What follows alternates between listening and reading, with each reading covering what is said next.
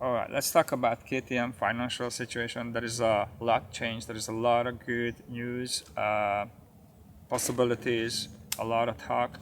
And yes, I have my Yamaha out here because my KTM broke down. Nothing major, it's just the battery give up working on it after a year. But it is what it is. And let's drive right into the numbers and see how KTM did in 2024 and how KTM did in 2023, and talk about Lewis Hamilton, what he has to do with KTM.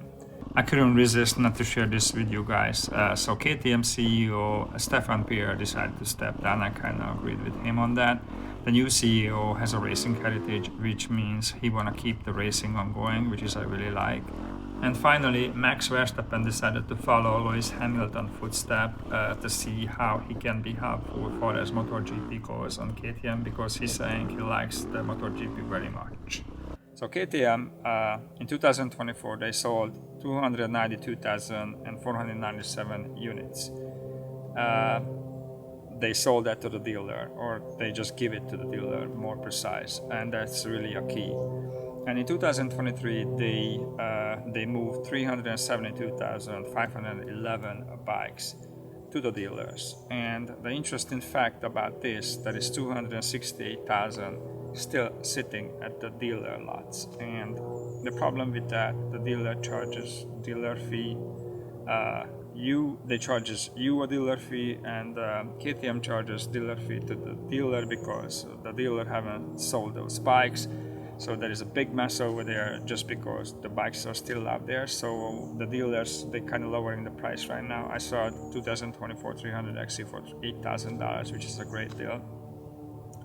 And then to put these numbers perspective at 292,000 units which they send out, we're gonna compare it to Harley Davidson. But I wanna get Lewis Hamilton out of the question really quick. He's interested of MotoGP, and he had a conversation with KTM about potentially financing the MotoGP section in 2027. KTM, or more like 2026, KTM planning to stop being in the MotoGP because in 2027 they completely redesigning those bikes, so it's ground up or completely new, so they don't want to spend the money as of right now, which is we both understand. And Lewis Hamilton tried to change that by helping them financially, so that would be interesting.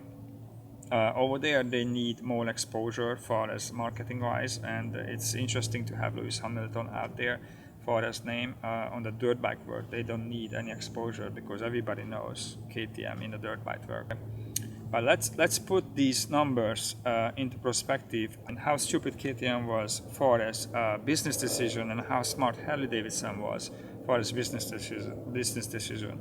In 2023, Harley Davidson sold 204,040 units in the United States, and they were smart because they knew what's coming. They did a future marketing search, and they lowered the production, and in 2024 they did not sold, they shipped 160,000 units, which is much less compared to 292,000 what KTM has, and 260 sales sitting on the floor.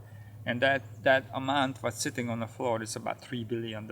It's just sitting there unsold. It's a huge number.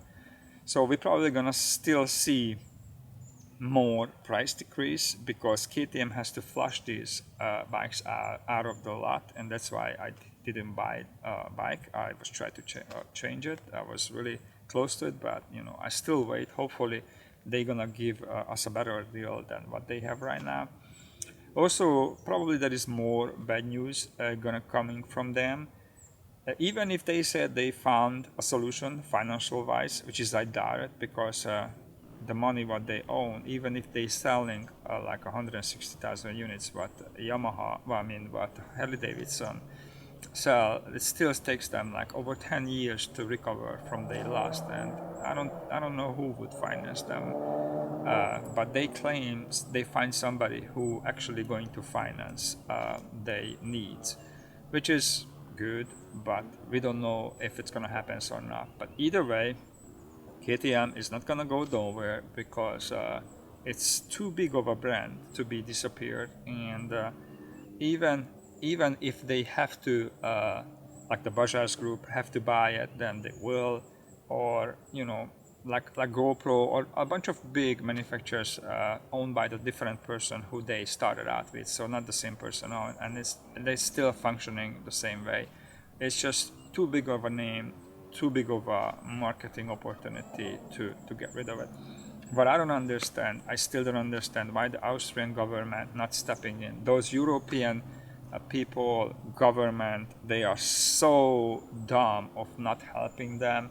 I mean, in the States, every big manufacturer who had problem financial wise, they got help. Even Elon Musk, when he started out with Tesla, in the last day, in the last hours of the decision making, end of the year, Obama signed his huge amount of money needs. But at the end of the day, they all get help from the government, and the Austrian government do nothing with the company like KTM. I just cannot put my head around that. Those people are, I don't know. I don't want to get into it, but that's the update. And if it's more to come, then I'll keep you guys posted. I'm gonna go back and ride because why not?